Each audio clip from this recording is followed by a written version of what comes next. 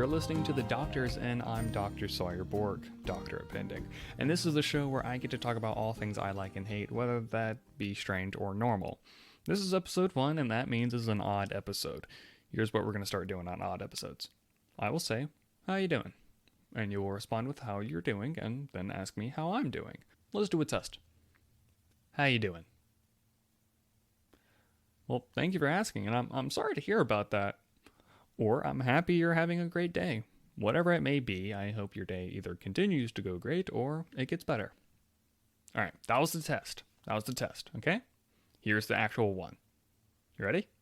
3, 2, 1. How you doing? That's great, I'm Sawyer. So there's this show I watched a while ago that some of my friends showed me. It's called Epithet Erased. And I feel like it's such a good show that hasn't really been seen at all in, media or by a lot of people. And so I want to talk about it. Epithet Erased, I have the Epithet Erased wiki pulled up. Fantasy comedy web series created by Brendan Blabber. It's based on a tabletop role-playing series based in the Anime Campaign, I believe. Yes. I think that's super cool. Based on a TTRPG, which I love. The first episode debuted on Verve November 8, 2019. So it's been out for, a hot minute. The basis of the thing is, 1 in 5 people have these things called epithets, which are basically superpowers. The abilities and the strength of it are based on the user's imagination. All these inscribed epithet users have these key words which allow them to activate their powers and, all that stuff. And I think the characters are just so vast. In the 9 episodes we get to see them, but even then in those 9 episodes we don't get to see all the characters for the 9 episodes, right? We get to see main character is Molly. I think we only see her for 4 or 5 episodes, which is technically the first arc of this series. And then the second arc, introduces basically completely new characters, and some of my favorite characters lie in the second season. And you're probably wondering, like, Sire, this is just you rambling about something you like. Yes, it is. Shut up and sit down. You're listening. Please?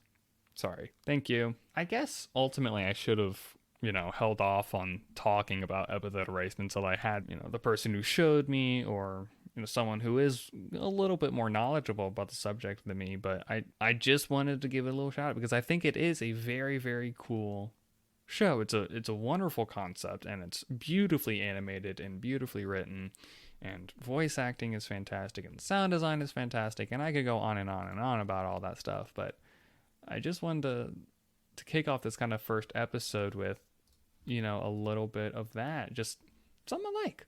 I know this is kind of a jarring change from the vastness I was just pouring love onto Epithet Erased. But I realized that I was talking very fast, and I wanted to slow down and just read off some of my banging tweets that I had. Here's one from December 13th, 2021.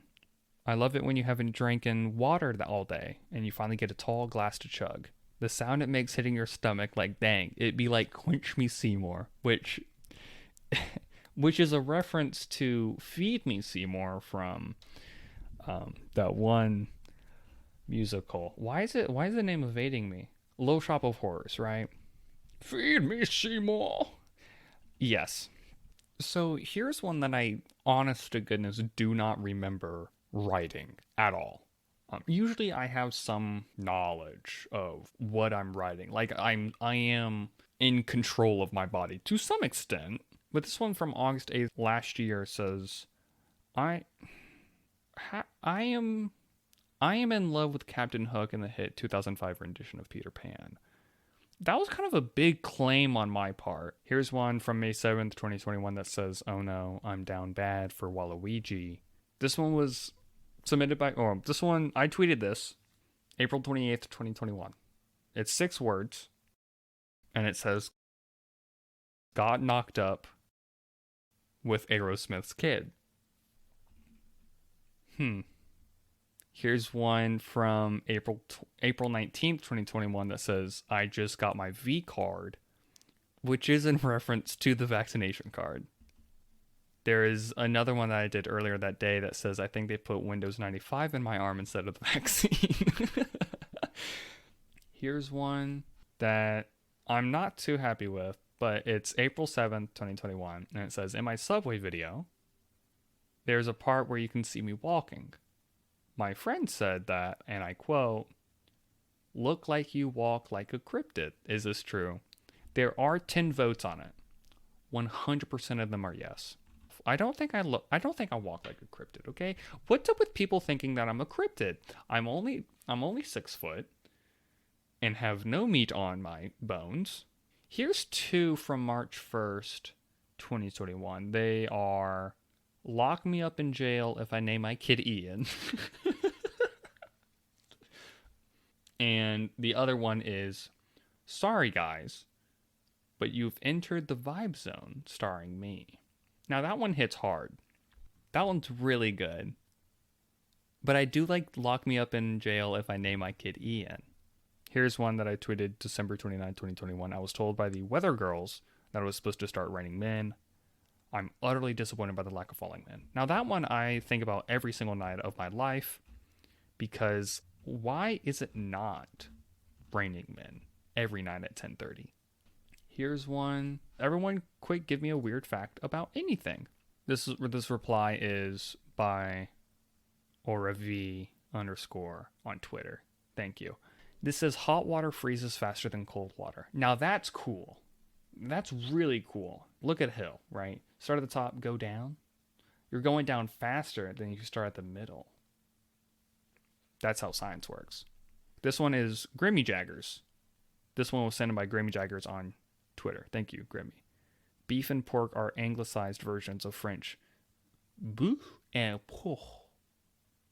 The C is silent on pork. That's kinda boofy. If you do ask so me, if you ask me so, that's kind of cool. This one is sent by Scaredy Cat. Thank you, Scaredy Cat. Magenta doesn't actually exist. It's just your brain filling in the gap between red and purple light. Gamer Loaf would have something to say about that, which he does immediately after.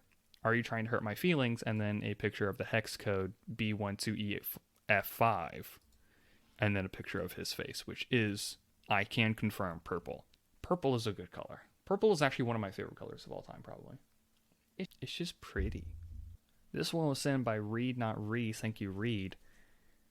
75,000 years ago in Indonesia, the Toda Calidra complex erupted.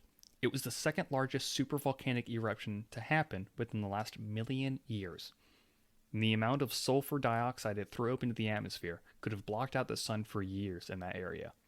It is theorized that the Toba volcanic eruption could have, in the worst case, brought humanity to extinction or bottlenecked the human population.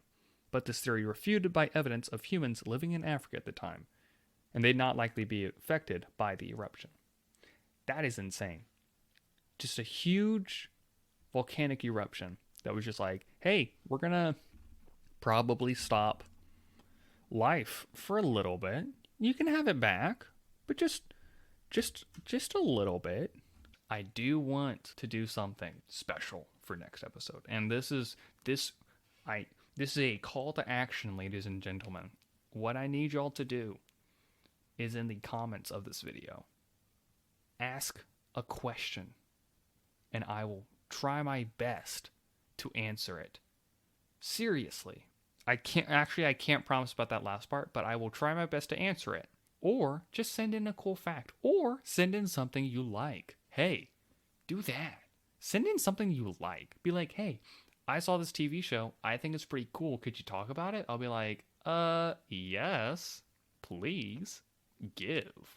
Or if you want, you can @ me on Twitter. Twitter name is PlagueDoc, PlagueDoc, capital P, capital D. You can @ me on there, and I will add that question to my registry of questions for next episode. Anyways, I do want to leave you with just a quick thought. Something to keep you thinking at the end of every episode. And I can't say much, but no matter what, remember this.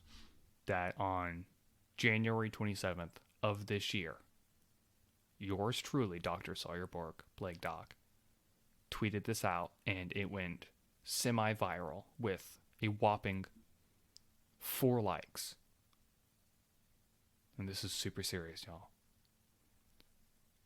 Pooped too hard, but now hurt. Thank you for listening.